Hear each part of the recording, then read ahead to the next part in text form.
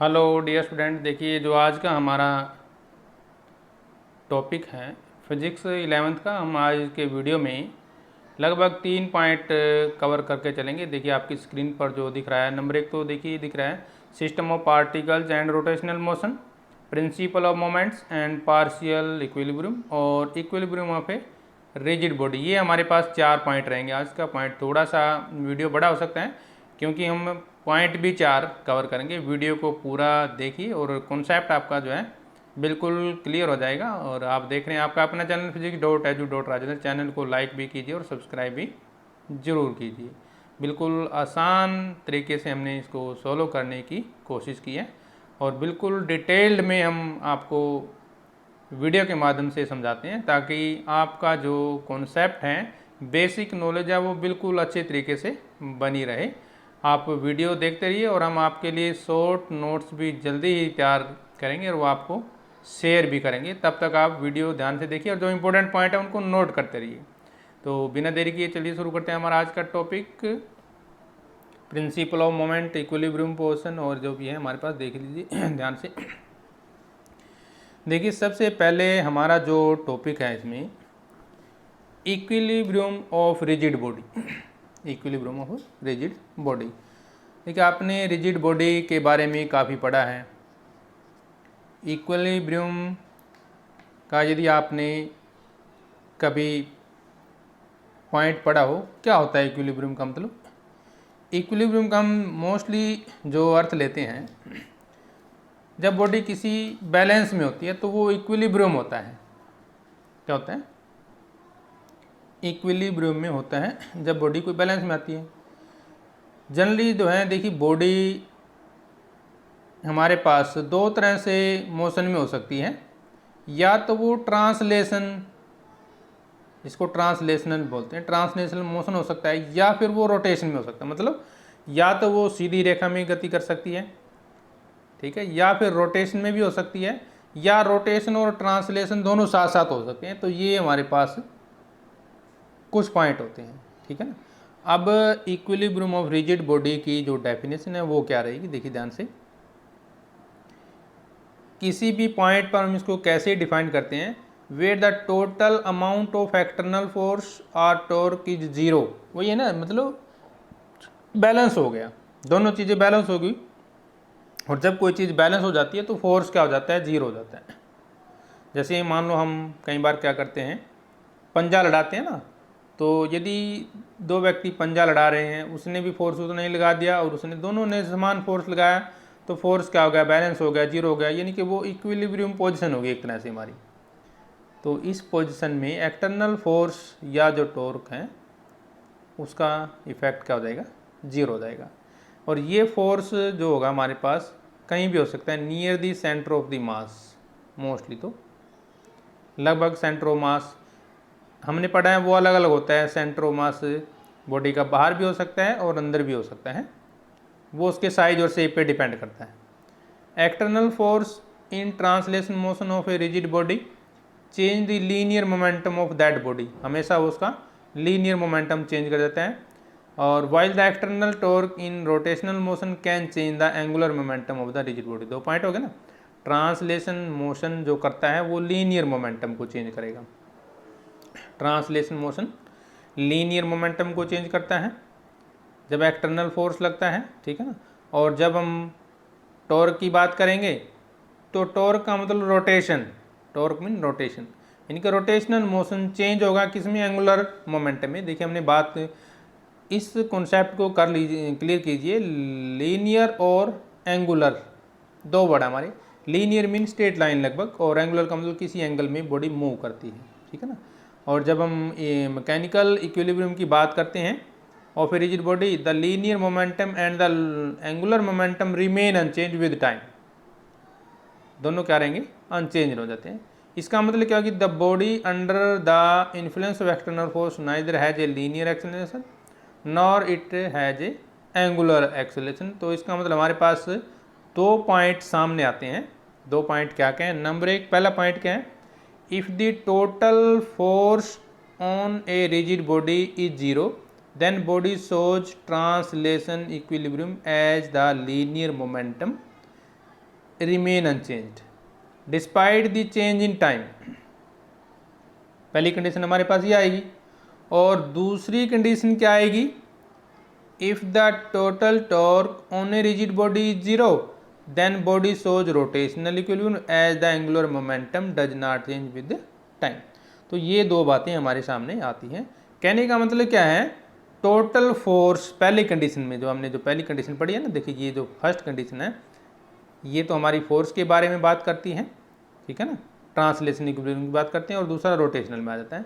तो जब हम फोर्स की बात करेंगे तो टोटल फोर्स हमने पढ़ा है किसके बराबर होता है, vector sum of the all forces, जितने भी फोर्स पर बॉडी पर फोर्स लग रहे हैं, चाहे वो हॉरिजॉन्टल लगे, चाहे वर्टिकल लगे, चाहे दाएं लगे, ऊपर बाएं, मतलब जितने भी फोर्स लगते हैं उनका सभी का सम जीरो होगा। मान लो ये हमारे पास ये बॉडी है कोई, ठीक है ना, मान लीजिए यहाँ पे फोर्स लग रहा है, मान लो F1, यहाँ पे फोर्स F2 लगता है, यहाँ पे फोर्स F3 लग रहा है, यहाँ पे F4 लग रहा है, और यानी कि नंबर ऑफ फोर्स इस पे n लग रहे हैं, ठीक है ना। तो टोटल जो इनका सम होगा वो जीरो होगा, यानी कि पहला फोर्स, दूसरा फोर्स, लास्ट सारे फोर्स जोड़ के जीरो के बराबर होगा। और देखिए मैथमेटिक्स में सम ऑफ ऑल क्वांटिटीज का फार्मूला क्या है, वही जिसका सम लेना वो यहाँ लिखेंगे और एफ आई लिख देंगे, और आई का मतलब क्या है 1 to n। तो ये इसकी शॉर्ट फॉर्म है जो ये लिखते हैं। क्लियर है ना पॉइंट, ये मैथमेटिकल फार्मूला याद कर लीजिए। यदि आपको बॉडीज़ का सम करना है, संख्या जैसे इनका सम करना है, तो ये इसके बराबर होगा, ठीक है ना। जैसे मान लो हमारे पास 1 2 3 4 अप टू n है, तो वो हम उसका सम ऐसे ही करेंगे। क्लियर है point. If the total force on the body zero then total linear momentum of the body does not change with the time. तो नहीं, जब फोर्स जीरो गया तो लीनियर मोमेंटम भी चेंज नहीं होगा। This equation give the condition of translation equilibrium of the body. तो ये कंडीशन क्या आती है हमारे पास, translation equilibrium of the body. Clear है पॉइंट। नेक्स्ट पॉइंट, अब बात करेंगे टॉर्क की बात। वहाँ पे हमने फोर्स की बात की थी, जब टॉर्क की बात करेंगे तो सिंबल हमारे पास ये आ जाएगा, सेम कंडीशन है, वेक्टर सम ऑफ, वही मान लो टॉर्क कोई बॉडी जो है रोटेशन में वर्क कर रही है, ठीक है, मूव है ना, तो पहला torque plus second plus last, वही F1 F2 वाली बात हो जाएगी ना। यहाँ पे टॉर्क आ गया तो टोटल वो भी जीरो होगा, और ये सिंबल हमारे पास दर्शाने के लिए होगा summation of I is equal to 1 to n, और टॉर्क I ले लेंगे, ठीक है। कहने का मतलब क्या है, if the total torque on the rigid body zero total angular momentum of the body does not change with the time. तो ये हमें क्या कंडीशन देती है, रोटेशनल इक्विलिब्रियम की कंडीशन देती है। देखिए जो हमने अभी दो ऊपर इक्वेशन डाली हैं, these equation are the vector in nature. Torque भी और फोर्स भी दोनों क्या है, वेक्टर हैं अपने अपने नेचर के हिसाब से। As scalar the force and the torque in X Y Z की जब हम कंपोनेंट लेते हैं, देखिए हमारे पास 3 डायरेक्शन होती है इस तरह से, ये एक्स होती है, ये वाई होती है, ये जेड होती है। जब हम डायरेक्शन की बात करते हैं तो तीनों डायरेक्शन में भी वो तो फोर्स जीरो ही रहना है, ठीक है ना। तो ये देखिए हम ले लेते हैं I is equal to 1 to n Tx, मतलब एक्स डायरेक्शन में, ठीक है, और ये वाई डायरेक्शन में होगा ये भी जीरो, ये जेड डायरेक्शन में होगा ये भी जीरो, यानी कि तीनों ही डायरेक्शन में फोर्स हमारा क्या जा रहा है, जीरो जा रहा है, ठीक है ना। ये ध्यान रखेंगे, नोट हो गया पॉइंट। अब नेक्स्ट देखिए पॉइंट क्या कहता है, सेम हमारा रहेगा टॉर्क के ऊपर, ये एफ आई एक्स, ये हमारे पास देखिए एफ इस तरह से लिखेंगे, एफ आई एक्स इस तरह से, ठीक है ना, ये F I Y F I Z, ये डायरेक्शन है आई एक्स वाई जेड, और ये हमारे पास आई क्या आ जाएगा, जो हमारा समेशन मिले रहे, ये टॉर्क में आ जाएगा वही जीरो। सेम फोर्स की तरह ये भी तीनों क्या हो जाएंगे हमारे पास, जीरो देंगे। जहाँ पर हमारे पास T I x T I y और टी जेड क्या हैं, the x Y z component है, ठीक है ना। तीनों क्या है हमारे पास, एक्स, ये एक्स कंपोनेंट है, ये वाई कंपोनेंट है, और ये जेड कंपोनेंट है, तीनों ही कंपोनेंट है। The independent condition of the force and torque help in reaching the rigid body to a state of mechanical equilibrium. देखिए जब इंडिपेंडेंट कंडीशन होगी फोर्स और टॉर्क की, तो वो हमें किस में हेल्प करते हैं, वो मैकेनिकल इक्विलिब्रियम में पहुँचाने की वो कोशिश करते हैं, हमें वो सिस्टम दे देते हैं। Generally force acting on the rigid body is coplanar, हमेशा फोर्स क्या होता है, कोप्लानर होता है। 3 condition if satisfied the help rigid body attain equilibrium. Condition of translation equilibrium rise when any of two component along any perpendicular axis sum up to 0. तो वो हमारी condition हो जाएंगी। कहने का मतलब हमारे पास जो रोटेशनल इक्विलिब्रियम होगा, it is necessary that all 3 component result in 0. Moreover the translation equilibrium is a condition that depend on the particles behaviour, therefore vector sum of all forces particle must be 0. तो इसका मतलब क्या, हमारे पास 2 condition होगी। आपके पास condition equilibrium की कितनी है, 2 हैं। एक तो पहली कंडीशन है, पहली कंडीशन में rigid body is said to be in translation motion की है, और दूसरी कंडीशन हमारी रोटेशनल मोशन की है। जब हम ट्रांसलेशन मोशन की बात करेंगे,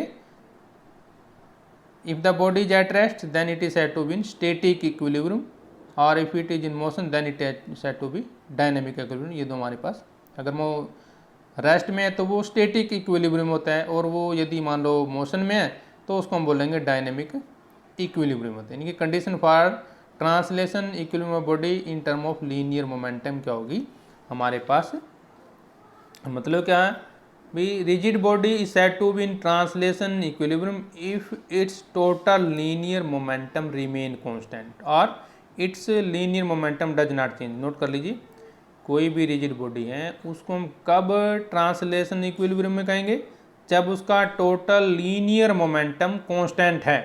टोटल लीनियर मोमेंटम क्या है, कांस्टेंट है। इनके P is equal to constant, C constant है हमारे पास, ठीक है ना। इनके dp बाई dt कांस्टेंट भी बोल देते हैं कई बार, dp बाई dt भी हम बोल सकते हैं इसको, dp बाई dt, ठीक है ना। और कंडीशन दूसरी हमारी जो रोटेशनल मोशन की है, उसमें क्या रहेगा, a body is said to be in rotational equilibrium if its total angular momentum does not change. उसमें क्या था, total linear momentum remain constant, यानी कि वही बात होगी ना, does not change with time. इसका मतलब उसमें L बराबर क्या आ जाएगा, C, उसमें L आएगा, कांस्टेंट आ जाएगा। क्लियर है पॉइंट। तो ये थे हमारे पास 2 कंडीशन इक्विलिब्रियम की। देखिए हमारे पास कुछ 2-3 पॉइंट हो रहा है, आप नोट कर लीजिए। एक तो होता है स्टेबल इक्विलिब्रियम। क्या होता है, स्टेबल, STABLE,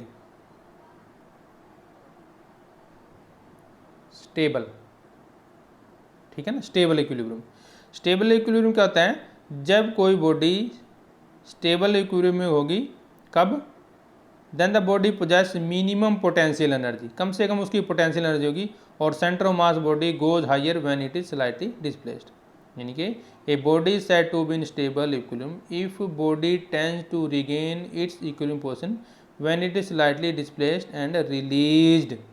और अनस्टेबल कब होगी, if it gets further displaced from equilibrium position.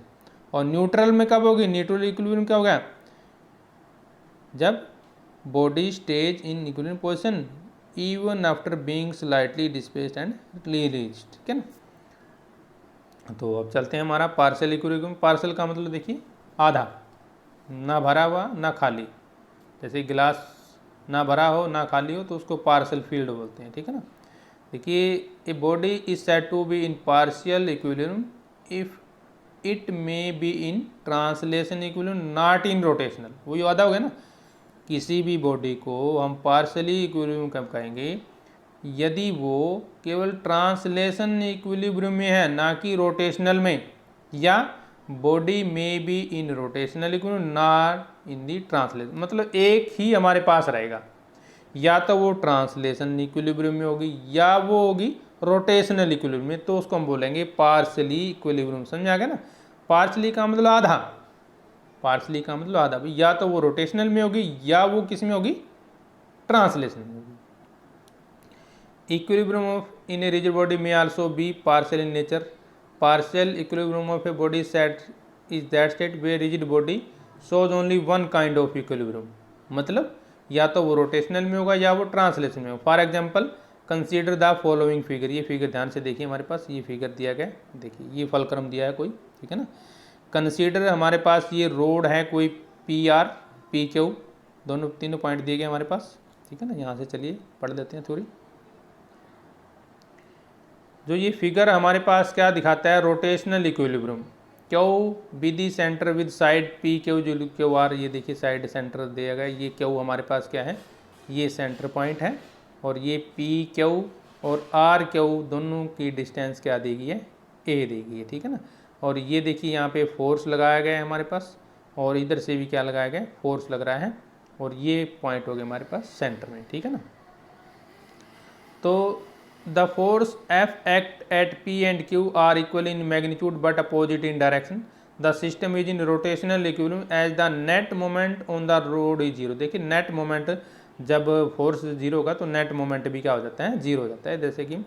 जैसे एक तराजू होती है ना, आपने तराजू देखियो ना, तो तराजू की कंडीशन कुछ ऐसी ही होती है। मान लो ये तराजू यदि हम इसको मान लेते हैं ना, इधर से भी फोर्स बराबर लग जाए, इधर से भी बराबर, लेकिन अपोजिट डायरेक्शन में लग जाए तो मोमेंट हमारा क्या हो जाएगा, जीरो हो जाएगा। यानी कि net moment on the rod क्या हो जाएगा, जीरो।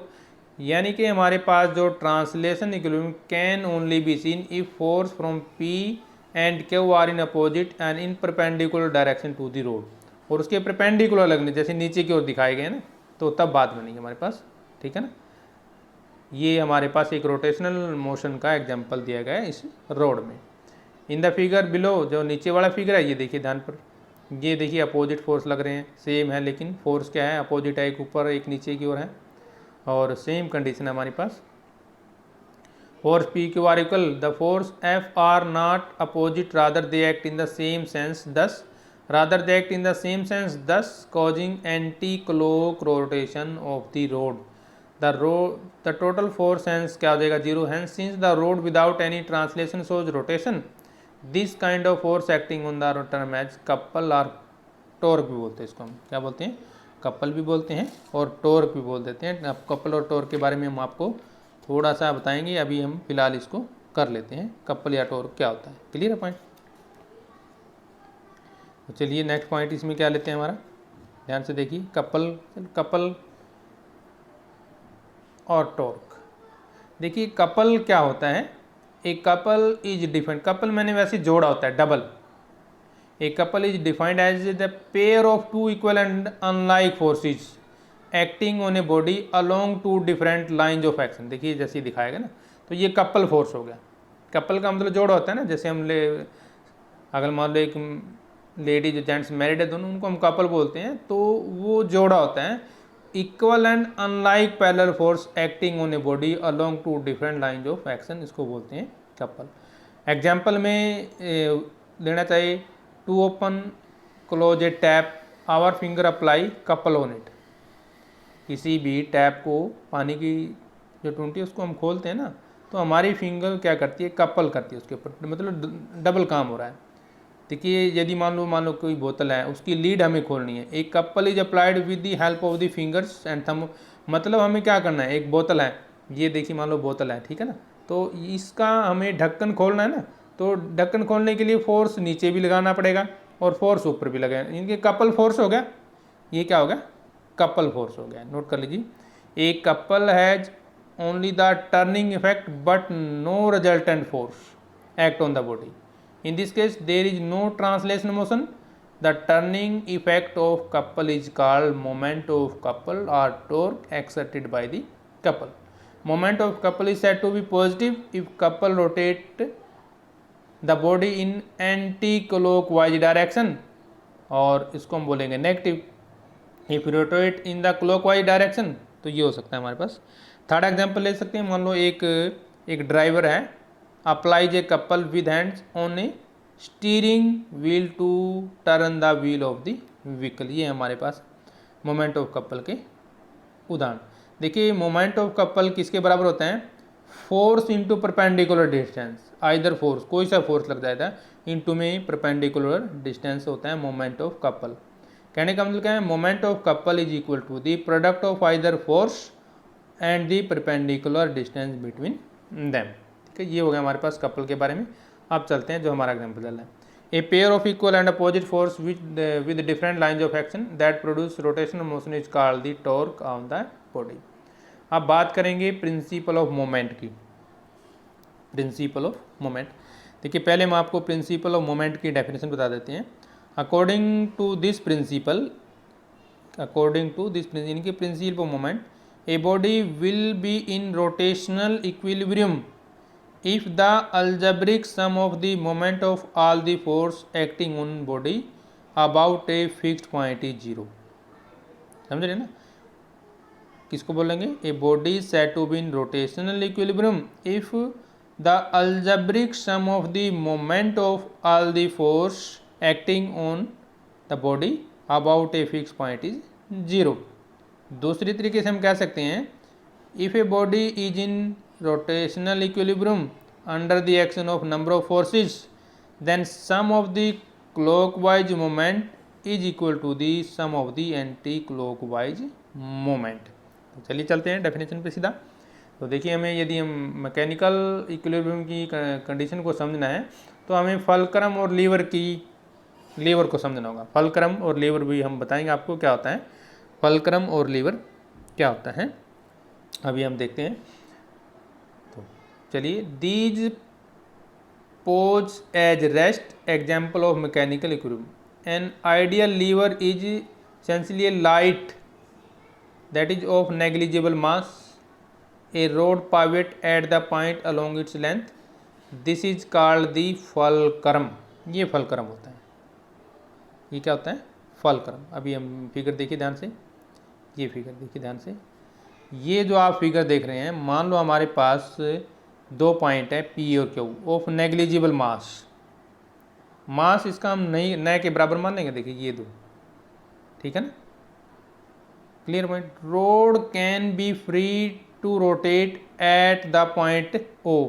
और जो ये रोड है, यानी कि जैसे तराजू होती है, तराजू की देखिए हम लटकाते हैं ना, तो रोड जो है फ्रीली मूव करती है ऊपर नीचे पे, ऐसा लगता है जैसे कोई फोर्स नहीं होता, ठीक है ना।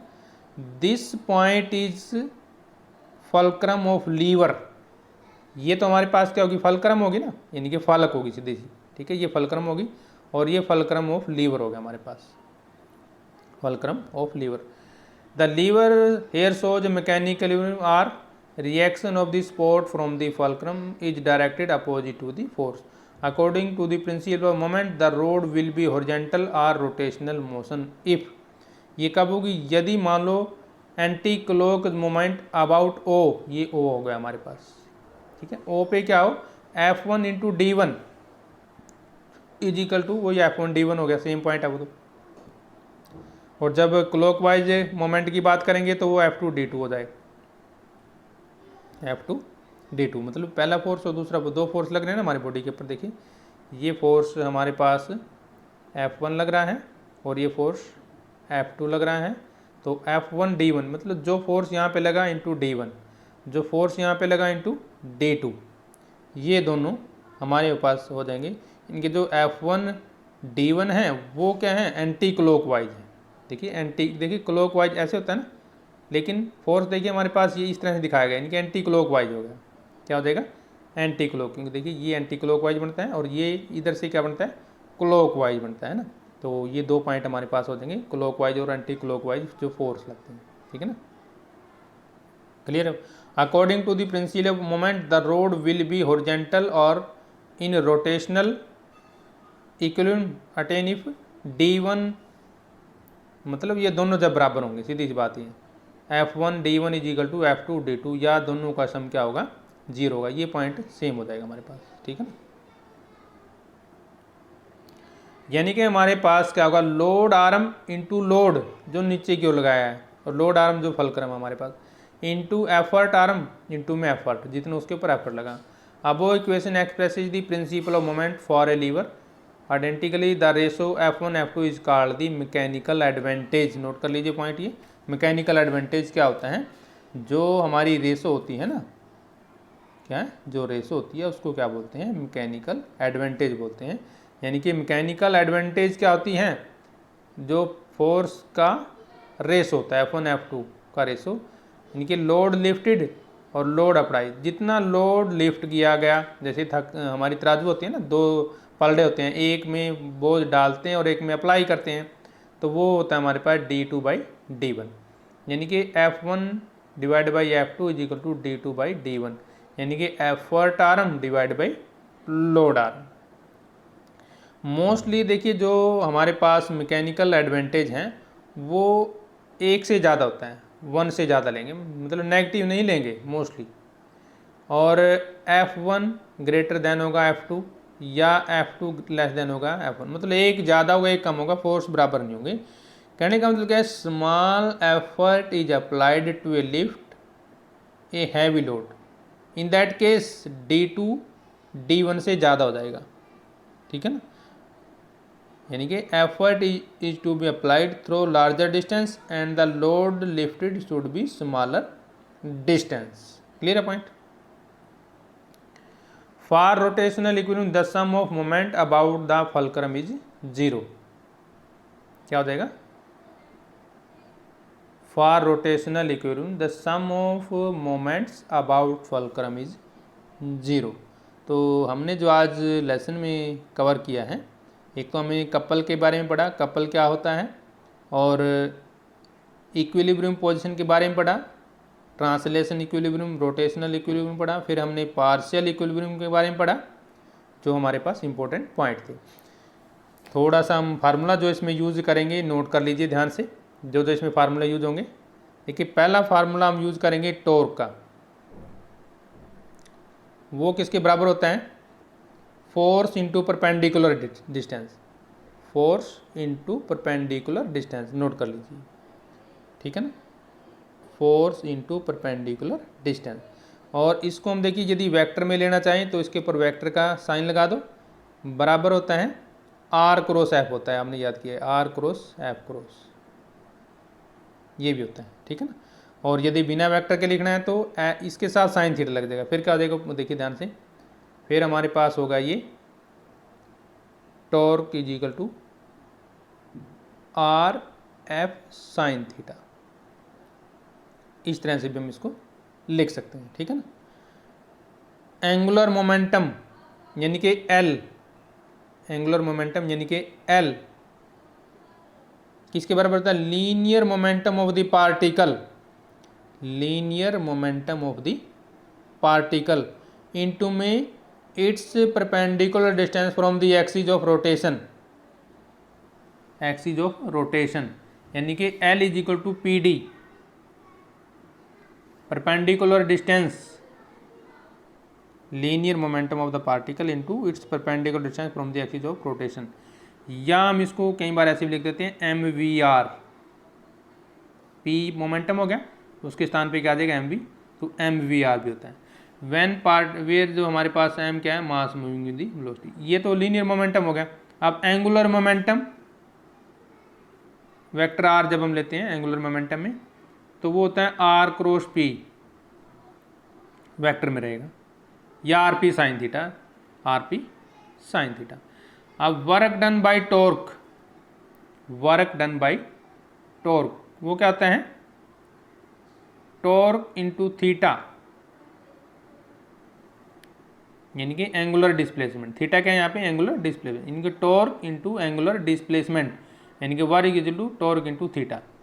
पावर ऑफ टॉर्क कैसे निकालेंगे, पावर ऑफ टॉर्क जिसको P से लिखते हैं, power of torque is equal to torque into angular velocity, torque into angular velocity omega, क्योंकि power of the torque, torque into angular velocity. देखिए टॉर्क को हम दूसरे तरीके डिफाइन करते हैं, DL डिवाइड बाई DT, याद होगा आपको, DL बाई DT।